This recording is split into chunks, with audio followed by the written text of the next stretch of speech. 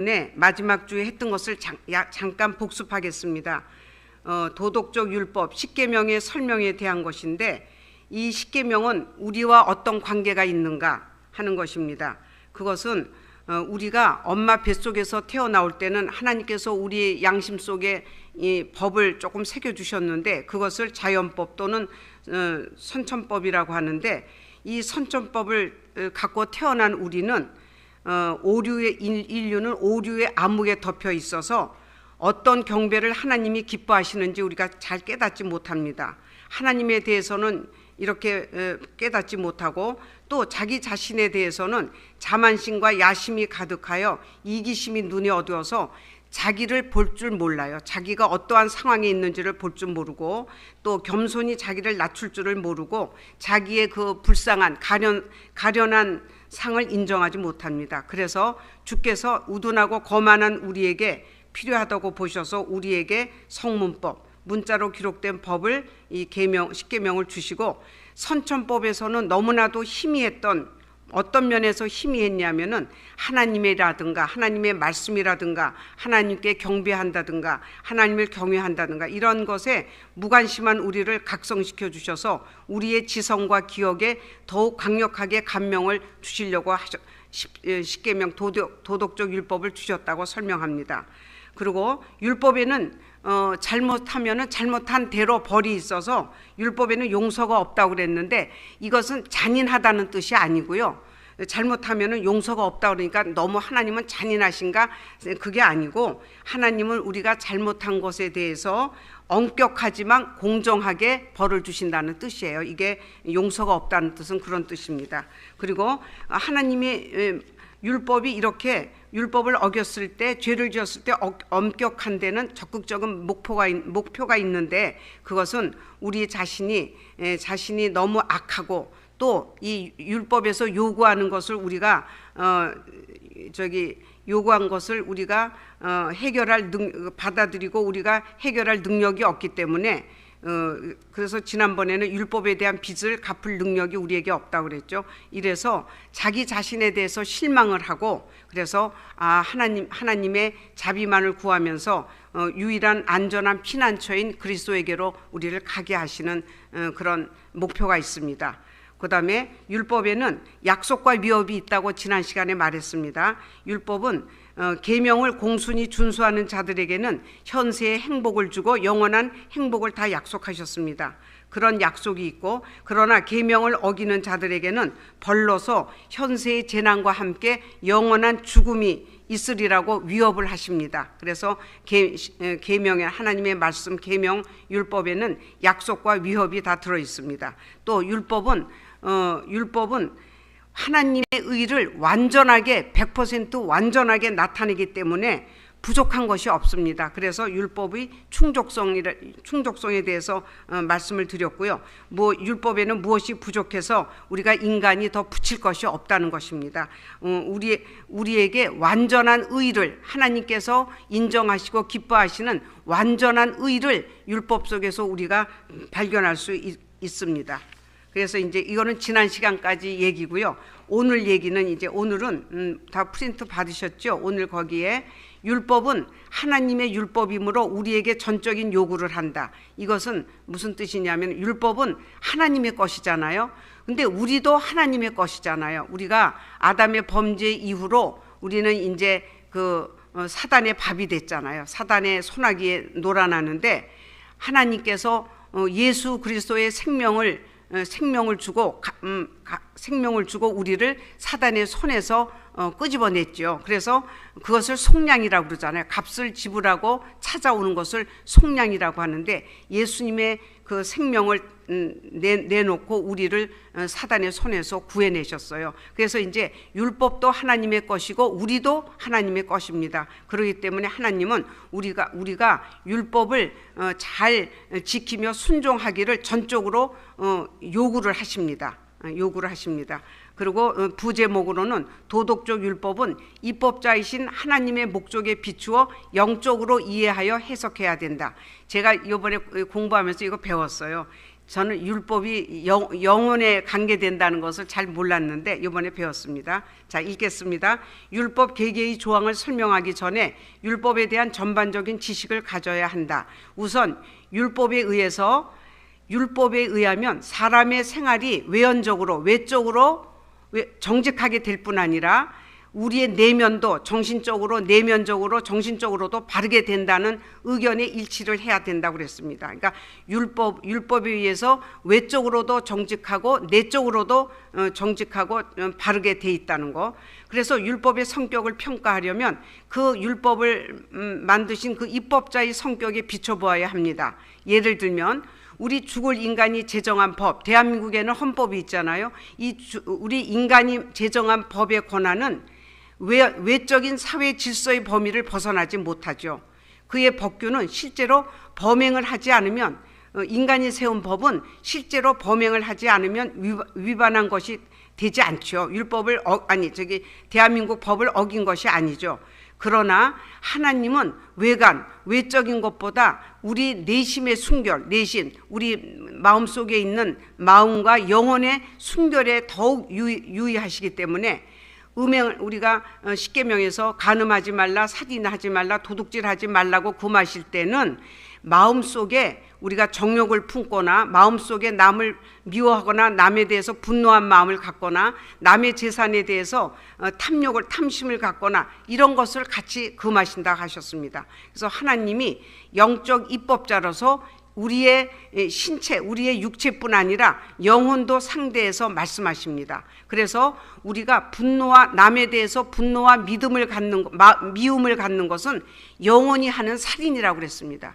우리가 남을 미워하고 남에 대해서 막 화를 내는 것은 영혼이 하는 살인. 그 다음에 내가 마음속에 탐욕을 품고 있는 것은 영혼이 도둑질하는 것이고, 내가 간음은 안 했지만 내 마음속에서, 내 영혼 속에서 정욕이 뒤끓는다. 그러면 그것은 내 영혼이 음행을 한 것이라고 합니다. 인간의 법은 어떤 의도로 각 범행이 있었는가 없었는가를 결정하지만 인간의 법은 마음속에 있는 비밀한 생각은 찾아내지 못하죠. 그래서 사람이 악행에 손을 대지만 않으면 죄가 없다고 인간의 법은 무죄라고 말합니다. 그와 반대로 하나님이 주신 하늘의 율법은 우리 영혼을 상대로 내린 것이다. 제가 이번에 이거 배웠습니다. 율법이 우리 영혼을 상대로 내리신 것이는 거. 그렇기 때문에 율법을 바르게 지키려면 우선 영혼을 억제해야 한다고 그랬습니다. 근데 우리 지지난 시간에 배웠죠. 우리가 하나님의 사랑을 입고 선택받아서 중생의 영이 우리 마음속에 들어오면 그 중생의 영이 하나님의 율법을 우리 마음속에다가 마음판에 기록한다고 그랬죠. 그 중생의 영이, 성령이 우리 마음판에 하나님의 손가락으로 마음판에 기록하고 우리 마음속에 이제 심어주시면 우리가 이 율법에 어긋나는 생각이나 감정들 이런 것이 우리 마음속에서 올라올 때 이 마음판에 새겨진 율법이 이것을 억누른다고 지난 시간에 배웠죠. 그게 억누러서 우리의 생각이나 감정들이 율법의 정신에 어긋나는 감정과 생각들이 올라오지 못하도록 우리를 억제시키고, 억제하다 보면 행동으로도 나오지 않는 것이죠. 그래서 영혼의 이 율법을 바르게 지키려면 우선 율법에 의해서 영혼이 억제돼야 됩니다. 그래서 로마서 7장 14절에 바울은 율법은 신령하다고 역설했습니다. 이 신령하다는 것은 영적이라는 뜻입니다. 우리의 부패한 본성을 새롭게 하는 것이고, 하나님께서는 하나님의 형상대로 우리를 다시 개조시킨다. 이런 뜻이 율법은 신령하다, 영적이다라는 뜻입니다. 그래서 이 신령하다는 뜻은 율법이 영혼과 마음과 의지의 복종을 요구해요.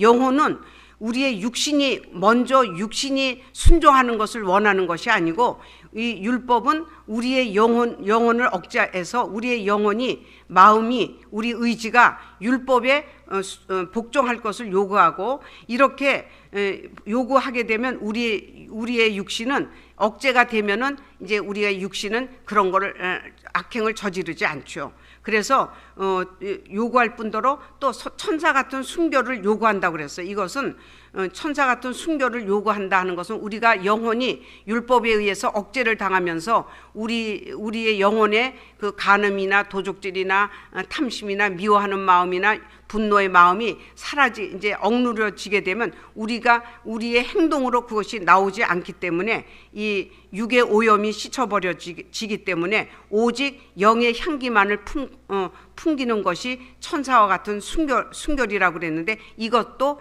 저희 율법이 요구한다고 그랬습니다. 그런데 이 요구는 중생한 인간은 성화가 되어지면서 이제 이런 것들이 점점 좋아지는 것이죠. 이제 천사 같은 순결도 갖게 되고 말씀에 순종도 하게 되는 것이죠. 다음은 그리스도께서는 친히 율법에 대한 바른 이해를 회복하셨다. 이거는 무슨 뜻이냐면요. 우리가 바리새인들에게 서기관과 바리새인들에게 예수님께서는 독사의 자식들아 하면서 이렇게 많이 책망하셨잖아요.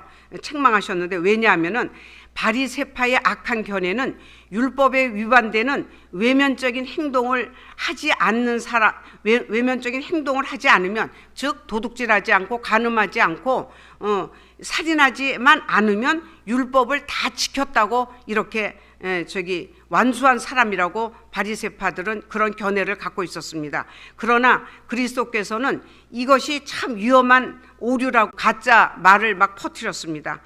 그렇지만 그것이 아니라는 것을 그리스도께서는 밝히셨습니다. 우리의 육신의 행동은 영혼 그 인문학적에서도 그런 말이 나오죠. 행동이 생각이 습관을 만들고 습관이 뭐 행동을 만들고 인격을 만들고 뭐 그런 고리가 있더라고요. 그래서 우리가 머리에 있는 생각이 행동으로 나오는 거지 행동이 머리하고 따로 영혼하고 따로 노는 게 아니에요. 그래서 율법도 율법에 의해서 우리의 영혼이 억제되면 우리 행위도 억제된다는 거 그 얘기입니다. 율법의 바른 뜻을 아는 방법은 뭐냐면은 율법에는 명령, 하라는 것과 금지, 하지 말라는 말로 표현된 것 이상의 것이 항상 포함되어 있다는 것입니다. 그러므로 건전한 율법 해석은 언어의 범위를 넘어야 한다. 이게 참 어렵죠. 이게 무슨 뜻이냐 하고 보니까 뒤에 그 설명이 나오는데 설명을 먼저 할게요. 이건 뭐냐면은 살인하지 말라. 그러면은 이 계명은 다 알잖아요. 우리 배워서 사람을 해치지 말라는 거고 마음속에도 남을 미워하거나 남을 분노하거나 미워하는 이런 마음도 갖지 말아야지. 이것이 영혼의 살인이라고 그랬으니까 이제 이렇게 해야지. 이런 생각은 상식적으로 우리가 하는데 이것만이 아니고 이 외에도 힘 잘하는 데까지 이웃의 생명을 도우라는 사랑의 의무들도 포함된다는 거예요. 그러니까 우리 지난번 목사님이 말씀하셨죠. 도둑질하지 말라고 할 때 직원들의 월급도 제때 잘 줘야 된다. 제대로 된 이런 얘기 하신 거 그 의미예요. 그러니까 도둑질하지 말라고 그래서 남의 돈을 훔치지 않았지만 내가 행동하는 반경 한도에서 우리가 줄 것은 바로 주고 받을 것은 또 바로 받아야 되겠지만 그런 뜻입니다. 그래서 율법의 바른 뜻을 아는 방법은 언어의 범위를 넘어서야 되는데 어느 정도 넘어서야 되느냐 하는 것을 한도를 정하지 않으면 모호한데 칼빈은 이렇게 정했어요. 그 계명을 주신 목적이 뭐냐, 이유가 뭐냐를 따지라고 그랬어요. 그래서 예를 들면 첫째 계명이 나 외에는 바른 신을 내게 있게 말지니라 이렇게 얘기했잖아요. 이 계명의 의도는 뭐예요? 하나님만을 경외하려는 거잖아요. 의도는, 목적은, 이 첫 계명의 목적은 이런 하나님만을 경배하라는 것입니다. 즉 이 교훈의 목적은 진정한 경건, 즉 하나님의 신성에 대한 경배를 하나님이 기뻐하시며 불경건은 이거를 경배하지 않는 것은 불경건을 미워하신다는 것입니다. 즉 하나님이 이것을 기뻐하신다면 반대되는 것은 싫어하실 것이다. 이와 같이 각 계명이 문제로 삼는 것을 탐구해서 그 목적을 찾아냄으로써 마침내 입법자이신 하나님이 기뻐하시거나 싫어하시는 것이 무엇인가를 우리가 알아서 이렇게 언어 그 언어가 말하는 살인하지 말라, 도둑질하지 말라 하는 그 언어 밖에 넘어서의 그것까지도 우리가 찾아서 순종을 해야 된다, 그겁니다. 율법은 이렇게 강력한 말을 사용하잖아요. 내가 어떤 사람, 교회에서나 가정에서나 교회에서나 직장에서나 어디에서나 우리가 사람 인간관계를 맺다 보면은 좀 맞지 않는 게 있잖아요. 그럼 신경질도 나고 화도 나고 짜증도 나고 미워하는 마음도 생기고, 그런데 우리는 그것을 죄라고 생각 안 하잖아요. 지금 그 말이에요. 여기서 율법이 그것을 영혼의 살인이라고 얘기하는 거. 남을 미워하고 남에게 분노하고 화내고 막 또 정욕을 품고 간음은 안 했지만 또 막 이런 것은 죄라고 생각을 안 하잖아요. 그런데 그것이 죄라는 것을 나타내기 위해서 율법은 강력한 말을 사용함으로써 우리가 이 죄를 더 미워하도록 만들고, 내가 죄라고 여기지 않은 것이 하나님 보시기에 죄라는 것을 우리가 깨달아야 돼요. 깨달아야 됩니다. 그 말 뜻이 있습니다. 그다음에 이 십계명은 두 판으로 나눠져 있죠. 율법의 두 판과 계명, 율법에는 두 판이 있고 이 하나님의 계명들이 배당이 돼 있어요. 첫 판에는 1계명에서 4계명, 둘째 판에는 5계명에서 10계명까지 이렇게 배당이 되어 있습니다. 근데 이것도 큰 의미가 있다고 그랬습니다. 어떤 의미가 있냐면은 우리는 하나님의 율법이 두 판으로 구분된 의미를 숙고해야 한다. 건전한 생각을 하는 사람이라면 거기 훌륭한 이유가 있다는 것을 모두 인정할 것이다. 하나님께서는 율법을 두 부분으로 나누시고 의회 전체를 거기 포함시키며 처음 부분에는 첫 돌판, 첫 번째 돌판에서는 1계명에서 4계명 하나님의 경배에 대한 종교적 의무들을 배정하시고, 둘째 부분, 둘째 판에서는 5계명에서 10계명까지 사람을 상대로 한 사랑의 의무를 배정하셨습니다. 그런데 중요한 게 여기, 저도 이거 또 배웠습니다. 확실한 의의 첫째 토대는 하나님께 대한 경배입니다. 그러니까 첫째 돌판에 있는 하나님의 경배에 관한 종교적인 의무들, 이것이 없다면 인간과의 관계가 모두 다 헛되다는 거예요. 그래서 그 얘기가 확실히 의의 첫째 토대는 하나님께 대한 경배다. 이 하나님께 대한 경배가 무너지면 이 모든 인간관계 속에 나오는 모든 그 공이라든가 정의라든가 이런 의의 모든 다른 부분도 넘어진 건물에 깨어진 조각들 같이 산산이 흩어지고 만다. 종교는 이렇게 하나님께 대한 경배는 전체의 가장 중요한 부분이에요. 이 계명 중에서 가장 중요한 부분이 이 하나님에 대한 경배예요. 경배. 이 종교는 전체의 가장 중요한 부분일 뿐 아니라 이 전체의 호흡과 건강을 주는 생명 그 자체이다. 하나님을 두려워하지 않으며 하나님께 예배하지 않는, 경배하지 않는 사람은 인간 상호 간에 서로 공정성과 사랑을 유지하지 못한다고 그랬습니다.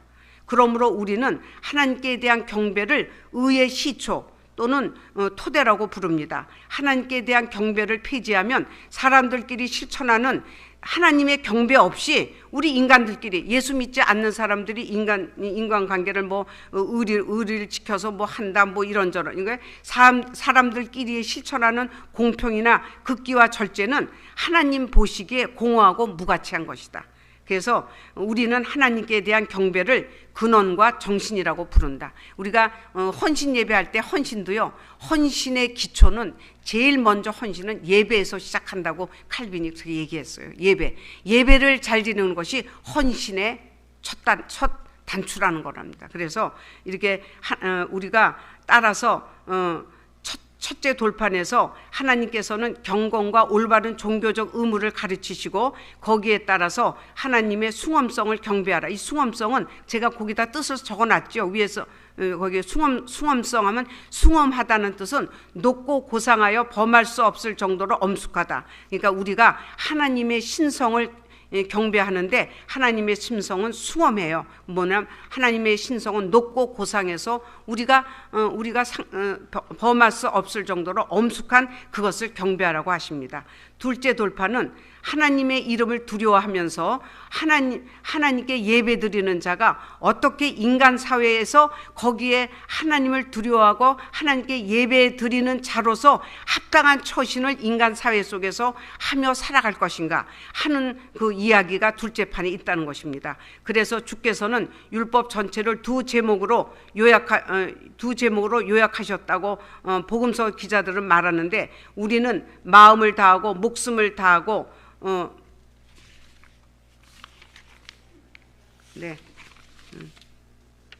마음을 다하고 목숨을 다하고 하나님을 사랑하며 우리 이웃을 우리 몸과 같이 사랑해야 한다고 하셨습니다. 율법을 구성하는 두 부분 중에서 하나는 하나님을 향하게 하시고 또 하나는 사람들에게 적용하셨다는 것을 알 수 있습니다. 그런데 중요한 것은 하나님을 향한 그것이 없을 때, 하나님을 향한 우리의 경배가 없을 때, 이 사람들 인간 사회에서 우리가 합당한 없을 때는 합당한 처신을 할 수 없다는 거죠. 공허하다는 것이죠. 그리고 모세가 언급한 10마디 말씀을 십계명이라고 인정하고, 그러나 이 10마디는 가장 아름다운 순서로 배열되어 있다고 생각합니다 하고 칼빈이 말했습니다. 그래서 제가 이번에 공부하면서 정말 가슴 깊이 배운 것은 이 예배드리고 하나님께 경배하는 것이 얼마나 중요한가, 이것을 잘 해 나가는 것이 우리가 우리 헌신 예배 드리잖아요. 헌신의 첫발은 하나님께 예배를 잘 드리는 우리의 삶이 있어야 되고, 그 다음에 이렇게 하나님을 예배 잘 하면서 우리가 인간 사회생활에서 이러한 하나님을 두려워하며 하나님께 예배 잘 드리는 자가 인간 사회 속에서 이 5계명에서 6계명을 잘 지키며 살 때 하나님이 기뻐하신다는 것, 그것을 우리가 깨달아야 되겠습니다. 네.